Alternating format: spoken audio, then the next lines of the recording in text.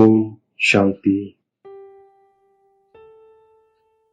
நான் விக்ரமத்தை வென்ற ஆத்மா.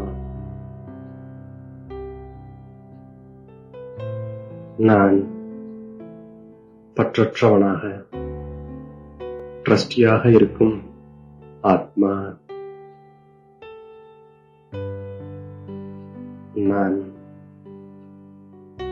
பெரிய தந்தையின் குழந்தையாக இருக்கும் ஆத்மா. நான் நினைவின் பலத்தினால் தூய்மையாகி உயர்ந்த பதவியை அடைகின்றேன்.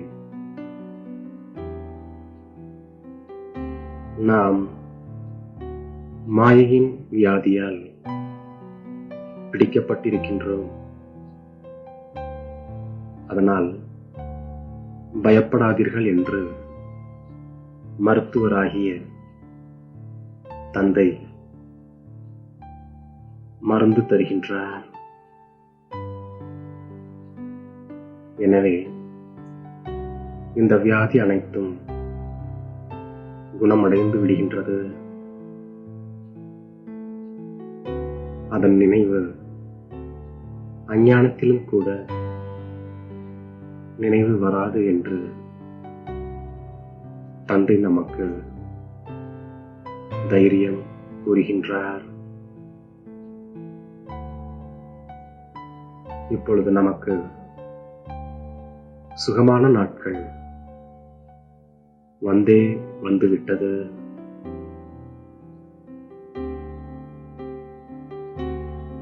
இந்த சிச்சி உலகில் இன்னும் சிறிது நாட்களே இருப்போம். பிறகு நாம் புதிய உலகம் சென்று விடுவோம். அதற்காக நாம் இப்போது தகுதியானவர்களாக ஆகின்றோம்.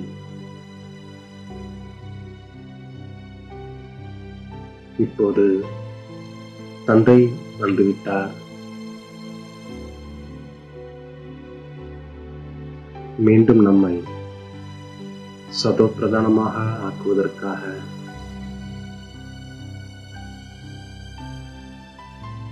நமக்கு இப்போது ஸ்ரீமத் கிடைத்துக் கொண்டிருக்கின்றது.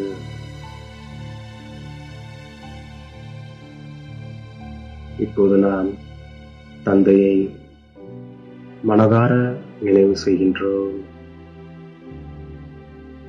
அதனால் நம்முடைய அனைத்து பாவங்களும் பஷ்பமாகி விடுகின்றது.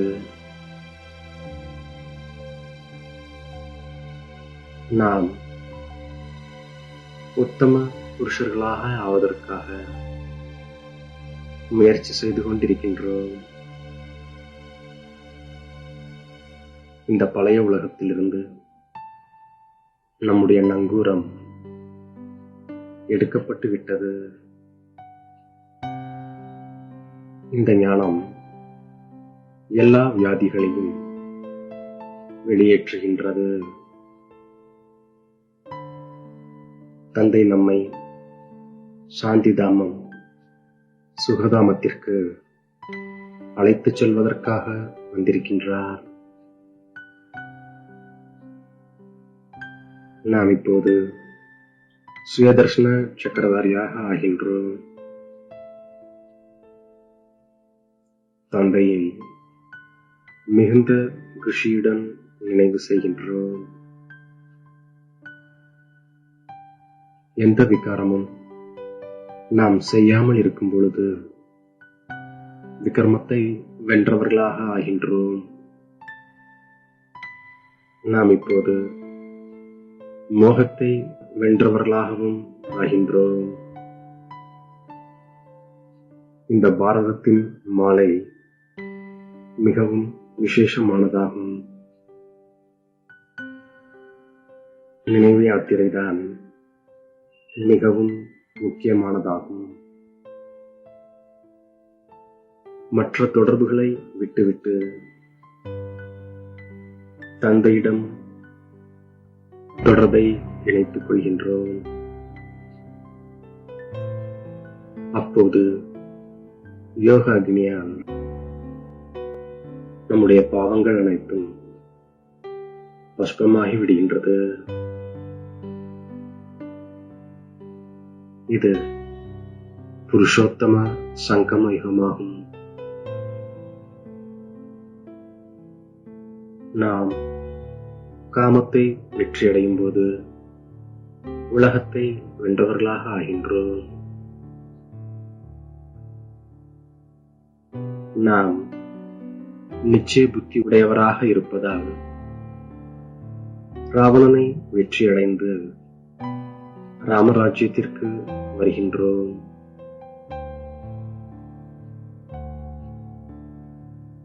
இது ஞான அமிர்தத்தின் விஷயமாகும். தந்தை ஞானம் தருகின்றார். நாம் வைரமாக ஆகின்றோம். நாம் அனைவரும் சீதைகளாகவும் பக்தைகளாகவும் இருக்கின்றோம். பக்தியின் பலனை தருபவர் ராம் ஆவார்.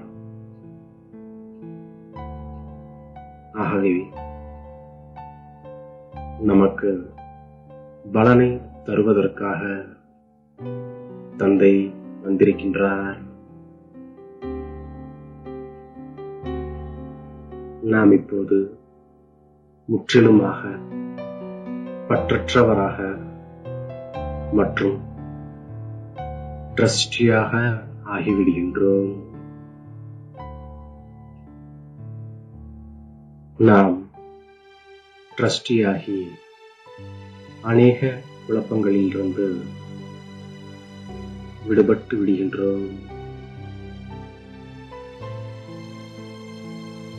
நாம் பகவானின் குழந்தைகள்.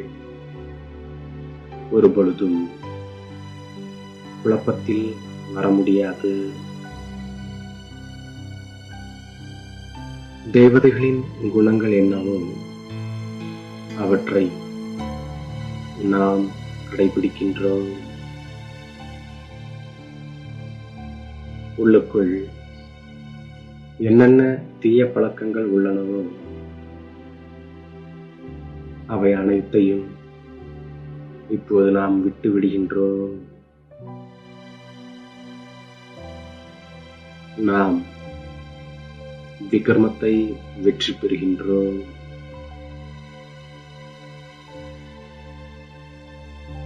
நாம் எந்த ஒரு தீய செயலும்